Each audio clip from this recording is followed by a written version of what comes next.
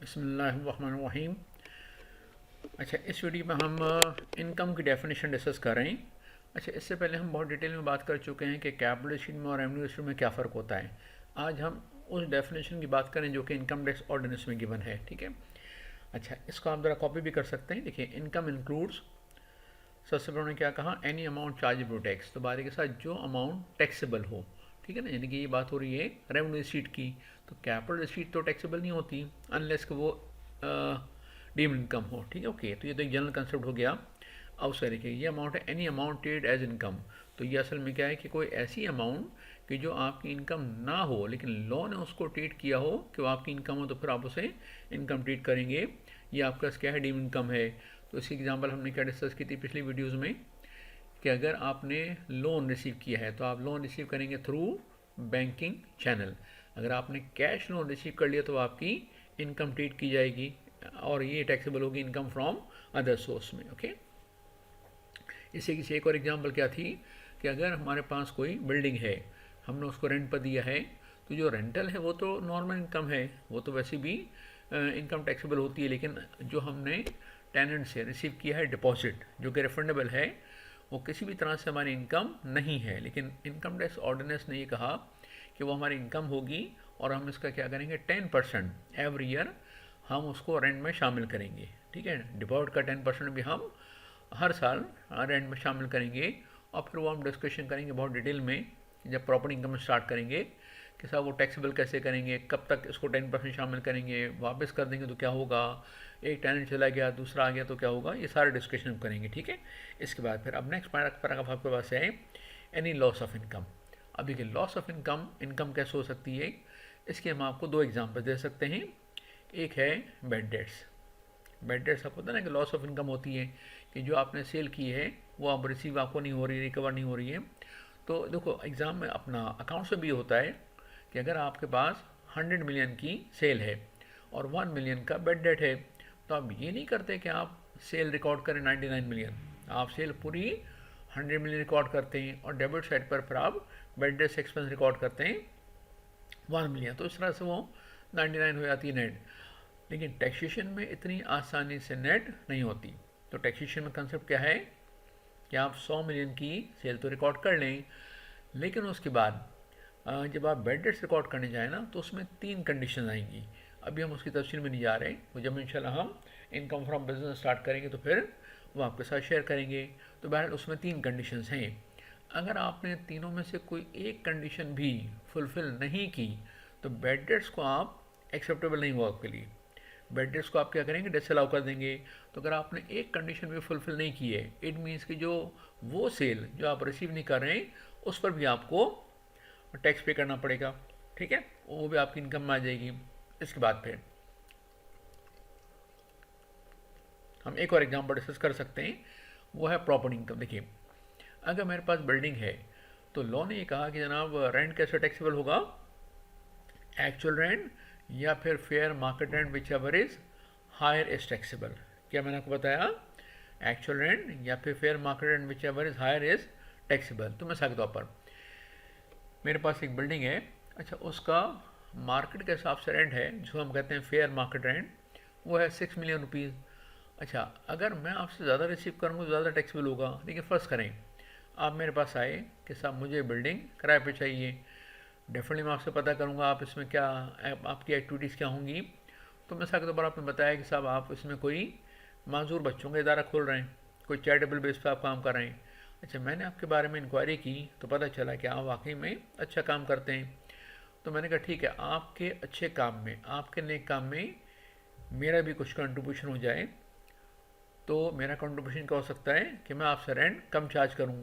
तो मैंने आपसे कहा ठीक है, रेंट है साल का 6 मिलियन, एक काम करें कि आप मुझे पे करेंगे 4 मिलियन। तो मैंने 2 मिलियन आपसे रेंट कम रिसीव किया है। अब ज़रा सोचें इस बारे में कि एक्चुअल रेंट कितना है, 4 मिलियन, फेयर मार्केट रेंट कितना है, 6 मिलियन। तो whichever is higher taxable होगा। इसका मतलब ये हुआ कि मैंने जो रेंट आपसे कम रिसीव किया है, मैं जो अपना लॉस कर रहा हूँ किसी भी वजह से, आप मेरे रिश्तेदार हैं उस वजह से, या फिर आप अच्छा चैरिटेबल वर्क करें उस बेस पर, तो वो भी मेरी इनकम का पार्ट बनेगा। ठीक है। अच्छा, अब उसके बाद ये एक चीज़ पढ़ें आप ज़रा।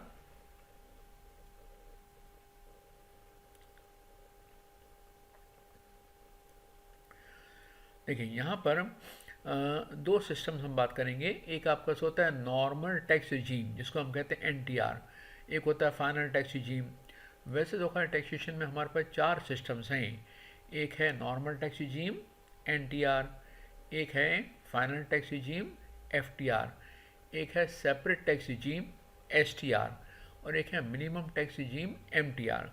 लेकिन फ़िलहाल हम सेपरेट टैक्स रिजीम को और मिनिमम टैक्स रिजीम को बाद में डिस्कस करेंगे।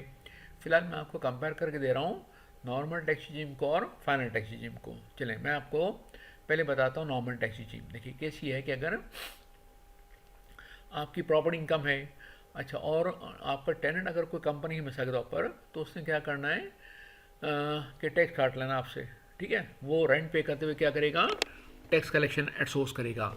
लेकिन जो रेंटल इनकम है वो एनटीआर है। तो एनटीआर का मतलब क्या होता है कि आप वर्कआउट करेंगे सबसे पहले चार्जेबल रेंट, फिर उसमें से आप कुछ एक्सपेंसेस माइनस करेंगे, रिपेयर्स है, इंश्योरेंस है, इंटरेस्ट है, लीगल चार्जेस हैं, ये सब आप माइनस करेंगे। और उसके बाद आपका आएगी net taxable income, property income. उस पर आप नॉर्मल स्लैब रेट अप्लाई करेंगे, नॉर्मल टैक्स रेट अप्लाई करेंगे, और वो आगे मिसाल के तौर पर 12 लाख रुपए। और लेट से आपके जो टेनेंट है उसने 9 लाख रुपए उसने टैक्स काट लिया है। तो अब आपने क्या करना है कि एडवांस टैक्स अलग है, टैक्स लायबिलिटी अलग है। टैक्स लायबिलिटी अलग होगी और एडवांस टैक्स अलग होगा। तो हम क्या करेंगे कि नॉर्मल टैक्स लायबिलिटी में से एडवांस टैक्स माइनस करेंगे, और जो बैलेंस है वो पेबल होगा। अगर मिसाल के तौर पर एडवांस टैक्स ज़्यादा है तो बैलेंस रिफंडेबल होता है। ये आपका होता है नॉर्मल टैक्स रिजीम। ओके, अच्छा, उसके बाद तो नॉर्मल टैक्स रिजीम क्या हो गया कि टैक्स लायबिलिटी अलग है और एडवांस टैक्स अलग है। ओके, आपका बैलेंस पेबल हो सकता है या फिर रिफंडेबल हो सकता है। लेकिन क्या किया उन्होंने, कुछ केसेस में उन्होंने मेंशन कर दिया कि कुछ स्पेसिफाइड किस्म की इनकम ऐसी हैं कि जिसमें जितना टैक्स का डिडक्ट होगा वही आपके लिए full and final tax liability हो जाएगी। इट मीन्स कि उस पर आप नॉर्मल टैक्स रेट अप्लाई नहीं करोगे। जितना टैक्स कट गया बस वही आपके लिए full and final tax liability हो गई। तो हम ये देखते हैं कि साहब जो एफटीआर है, फाइनल टैक्स रिजीम है, इसमें इसके एग्जाम्पल्स क्या क्या हैं, तो ये आप ज़रा कॉपी कर लीजिएगा। देखिए सबसे पहले एग्जाम्पल हम ले रहे हैं कौन सी, डिविडेंड कम। तो डिविडेंड पर रेट कितना है, 15% है। तो आप सुनो, अगर हम जब देखेंगे ना चैप्टर नंबर 2 में जा कर के कि भाई टैक्स रेट्स क्या एप्लीकेबल होते हैं, तो इंडिविजुअल के ऊपर ख़ास तौर पर अगर इनकम कम है तो टैक्स रेट कम होता है, इनकम ज़्यादा होती है तो फिर टैक्स रेट ज़्यादा होता है। लेकिन जो चीज़ एफटीआर में आ जाए ना, उसके ऊपर नॉर्मल टैक्स रेट्स एप्लीकेबल नहीं होते। तो अब इसकी बात क्या होगी डिविडेंड की, कि इस पर 15% टैक्स रेट फिक्स है। इनकम कम है, डिविडेंड इनकम कम है तब भी 15% है, डिविडेंड इनकम बहुत ज़्यादा है तब भी 15% होगी। ठीक है, इस तरीके से प्राइस बाउंड, ठीक है ना। ओके, ये भी क्या है, ये भी एफटीआर है। इस पर क्या होगा, 15% टैक्स उन्होंने फिक्स टैक्स लगा दिया। तो अब इस पर आपको नॉर्मल स्लैब रेट अप्लाई नहीं करना, नॉर्मल टैक्स रेट अप्लाई इस पर नहीं करना। ओके, इस तरीके से जहाँ एफटीआर की इनकम हो वहाँ उसमें से किसी किस्म के कोई एक्सपेंस माइनस नहीं होते। सुने, डिविडेंड इनकम अर्न करने के लिए, डिविडेंड इनकम अर्न करने के लिए क्या आपके कुछ एक्सपेंस हो सकते हैं? यस, कुछ बैंक चार्जेस हो सकते हैं, या कोई ये क्लेम करे कि भाई उसने तो शेयर्स परचेज किए हैं लोन लेकर के, तो उसका इंटरेस्ट एक्सपेंस भी डिविडेंड में से माइनस होना चाहिए।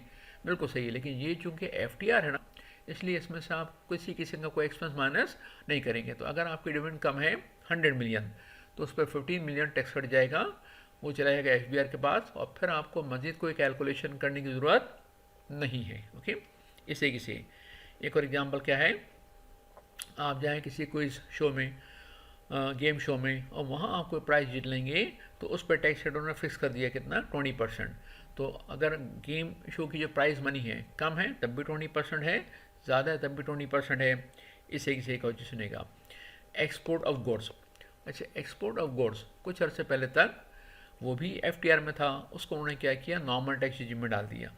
लेकिन आईटी सर्विस अगर हम एक्सपोर्ट करें तो उस पर टैक्स रेट कितना है, 0.25%। तो ऐसे बहुत सारे काम हो रहे हैं कि यहाँ बैठ के लोग क्या करते हैं, बाहर किसी कंपनी की वेब डिज़ाइनिंग करके दे रहे हैं, कोई और आईटी सर्विस प्रोवाइड कर रहे हैं, एचआर सर्विस प्रोवाइड कर रहे हैं, तो वो फिर उस पर जो पैसा आएगा उस पर सिर्फ और सिर्फ टैक्स कितना कटेगा, 0.25%। ठीक है, चलें, ये हमने आपको इनकम की डेफिनेशन डिस्कस कर ली। तो नेक्स्ट वीडियो में इंशाल्लाह हम आपके साथ बात करेंगे टैक्स पेयर की डेफिनेशन। ठीक है, अल्लाह हाफिज़, अपना ख्याल रखिएगा।